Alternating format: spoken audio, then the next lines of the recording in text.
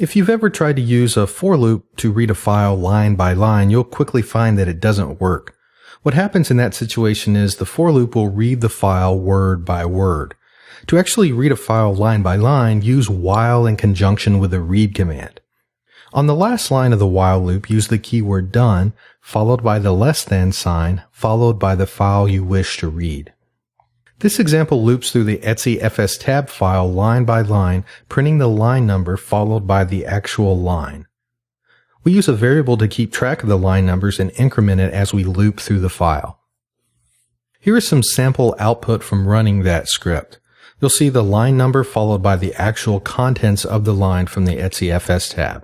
In this example, the fstab is 5 lines long. You can also read from the output of a command instead of a file. To do this, pipe the output of the command into the while loop. Let's modify the previous example to only print out lines that contain XFS file systems. We use grep, XFS, etc fstab to extract the lines and then pipe those lines to the while loop.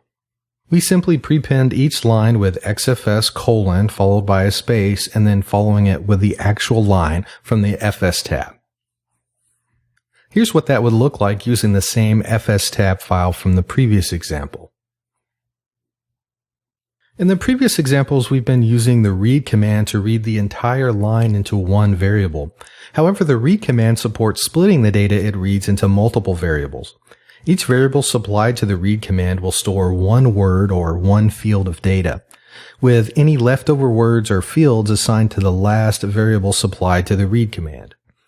Let's modify the previous example a bit.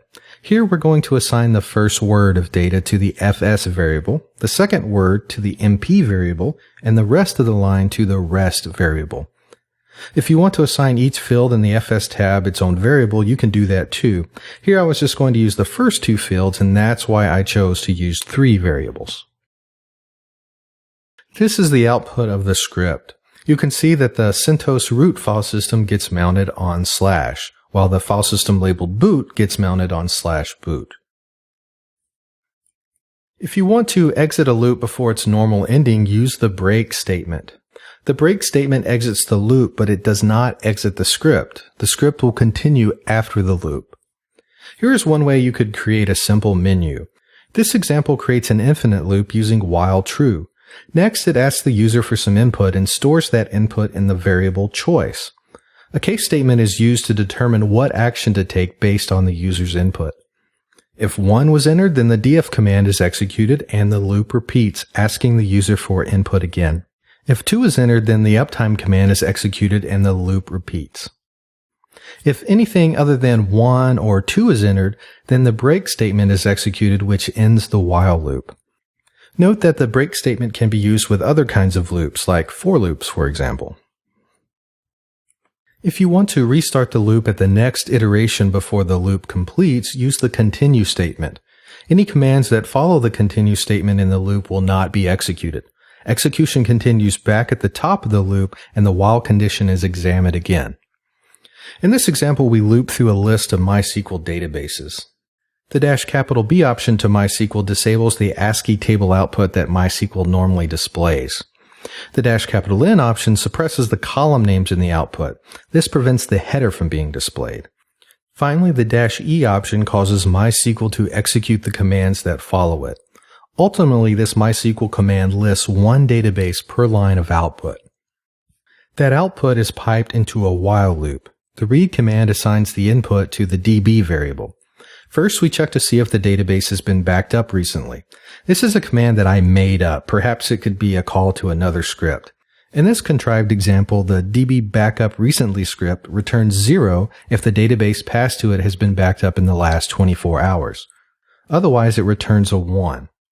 We use an if statement to examine the return code of that script.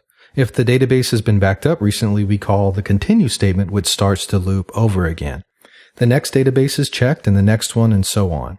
If the database has not been backed up recently, then we go ahead and create a backup of it.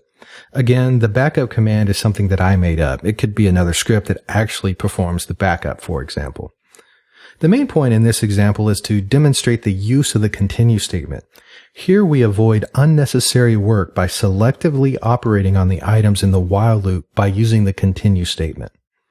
Like the break statement, the continue statement can be used with other types of loops. In this lesson, you learned about while loops. We talked about creating infinite loops by forcing the condition of the while loop to always be true. Next, you learned about controlling loops by counting the number of times a loop has executed, by examining user input, and by checking the exit status of a command. You also learned how to use the read statement in conjunction with while loops to read files line by line. You even learned how to assign multiple values to multiple variables at once using the read command. Finally, you learned how to further control loops with the break and continue statements.